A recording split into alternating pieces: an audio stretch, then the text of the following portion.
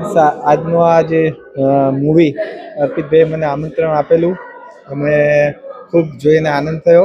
અને એક આખી નવી થીમ છે, જેમ વિજયાદશમી એટલે રાક્ષસી તત્વો ઉપર દેવી તત્વનો વિજય, અને જેમ રામે એટલે રાવણનો નાશ થયો, એટલે એ રીતે આ સમાજમાં નવો સંદેશ લઈને જાય છે. ખૂબ આનંદની વાત છે અને ખૂબ ખૂબ શુભેચ્છા. આ મૂવી પણ આગળ વધે અને ઝાલાવાડની ધરતીનું આ ગૌરવ છે. આભાર. અસ્તુ. દશેરા મૂવી જોયા પછી મને એવું લાગ્યું કે વિજયાદશમીનો અર્થ જ વિજય થાય, તો પ્રકૃતિ જ મોટી માતા છે. એટલે પ્રકૃતિનો જો તામસીમાંથી સાત્વિકમાં ઉપયોગ થાય તો ખૂબ સુંદર મેસેજ જાય. તે સમાજને શક્તિઓ વિવિધ સ્વરૂપે હોય છે, એ બધી શક્તિઓનો તમે આમાં ડાયરેક્શનમાં પિક્ચરમાં બતાવી, પણ મેઇન તો માણસ જ છીએ, મનુષ્ય છીએ.